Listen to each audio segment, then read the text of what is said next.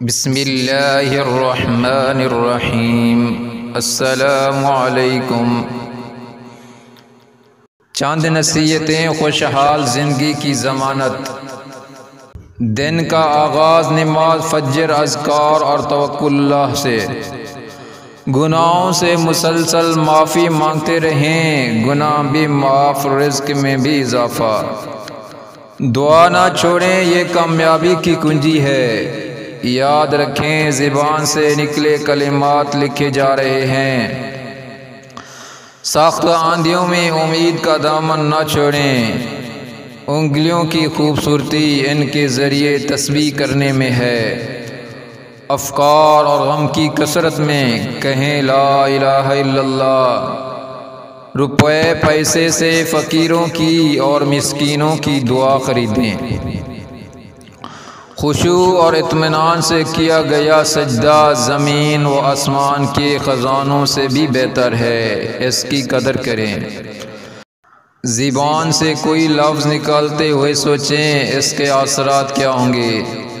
صرف ایک لفظ بھی بعض اوقات مہلک ہو جاتا ہے۔ مظلوم کی بد دعا اور مرحوم کی آہ سے بچیں۔ اخبار و رسائل سے پہلے کچھ تلاوت قرآن کر لیں۔ آپ اپنی اصلاح کی فکر کریں، آپ کا گھرانہ بھی آپ کے راستے پر چلے گا۔ آپ کا نفس برائی کی طرف بلاتا ہے، اس کو نیکی میں لگا کر مقابلہ کریں۔ والدین کی قدر کیجیے، ان کو نعمت عظمی سمجھیں، رضائے الہ کا قریبی سبب ہے۔ آپ کے پرانے کپڑے غریبوں کے لیے نئے ہیں۔ زندگی انتہائی مختصر ہے، غصہ نہ کریں، کسی سے بغض نہ رکھیں، رشتہ داروں اور تعلقات کو خراب نہ کریں۔ آپ کو سب سے زیادہ طاقت والے اور سب سے بڑے مالدار کا ساتھ حاصل ہے۔ اللہ سبحانہ و تعالی پر اعتماد کریں اور خوش رہیں۔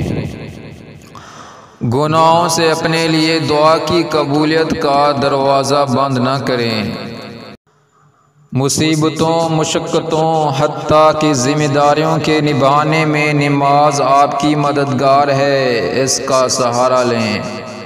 بدگمانی سے بچیں، دوسروں کو بھی راحت پہنچائیں اور خود بھی راحت میں رہیں۔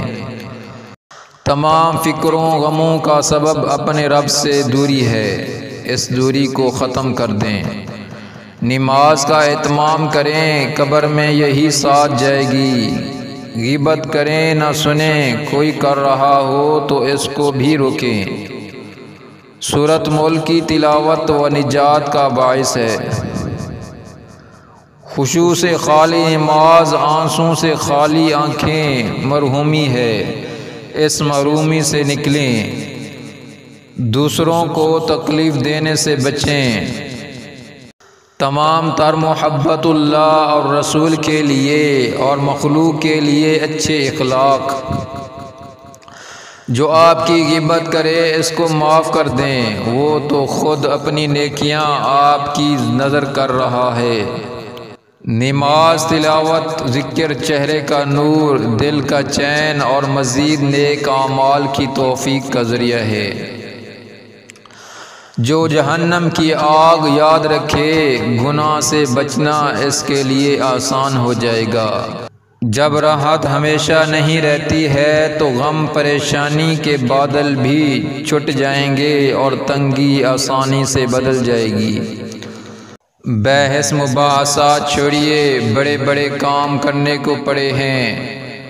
نماز اطمینان سے ادا کریں، باقی سارے کام اس سے بہت کم اہمیت کے حامل ہیں۔